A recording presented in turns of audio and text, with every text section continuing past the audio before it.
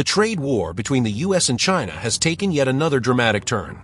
With new tariffs in place, China has wasted no time in retaliating.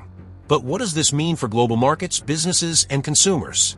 And more importantly, where does this escalating economic battle lead? Let's break it down. Minutes after the US imposed new tariffs, China struck back. 我要重申，中国人民从来不怕邪，不信鬼，从来不吃霸道霸凌那一套。施压、胁迫和威胁，不是同中方打交道的正确方式。我们奉劝美方收起霸凌的嘴脸，趁早回到对话合作的正确轨道上来。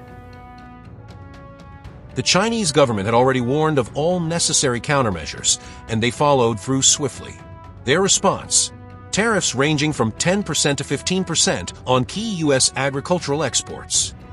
Soybeans, sorghum, beef, fruits, chicken, corn, cotton, and wheat, these are just some of the products now caught in the crossfire. Why agriculture?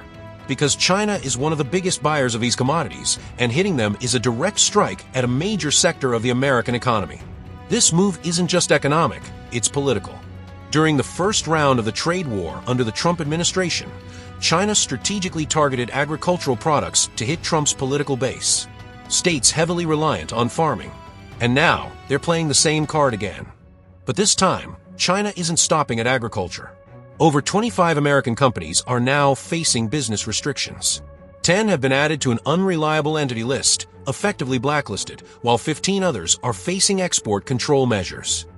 Most of these companies belong to the defense sector, which already had limited business in China. But one unexpected player in this mix? Illumina, the biotech giant specializing in gene sequencers. China accounts for 7% of their sales, and now their access is cut off. This signals that China is willing to use more nuanced economic weapons beyond just tit-for-tat tariffs. 互惠的基础上，同美方通过对话协商解决各自关切，但绝不接受施压和威胁，将坚决维护好国家主权、安全、发展利益。希望美方同中方一道，共同落实两国元首重要共识，回到通过对话协商解决问题的轨道上来。China has been preparing for this economic showdown for years. Since 2018, they've been actively diversifying their supply chain. Instead of relying on U.S. exports, they're looking to Brazil, Argentina, and other global partners to fulfill their agricultural needs. This means even if tariffs get lifted in the future, China may have already shifted away from U.S. suppliers permanently. Technology is also in the spotlight. Recently, China launched an antitrust probe into Google's Android ecosystem, mirroring the scrutiny U.S. regulators have placed on Chinese tech firms like Huawei and TikTok.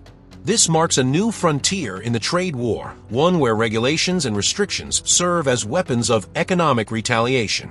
One unexpected element in this trade war? Fentanyl.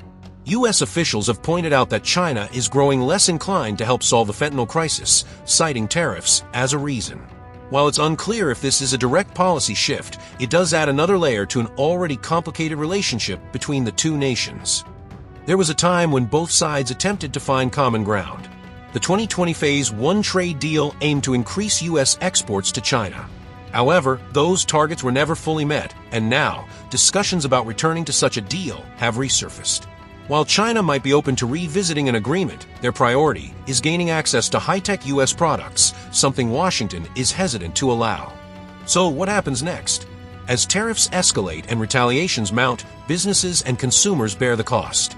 The possibility of a complete economic decoupling between the U.S. and China is becoming more real. Will both sides find a resolution, or are we headed toward a prolonged economic Cold War? Only time will tell. What do you think? Will the U.S. and China de-escalate, or is this just the beginning of a much larger economic battle? Let us know in the comments, and don't forget to like, subscribe, and share for more deep dives into global affairs.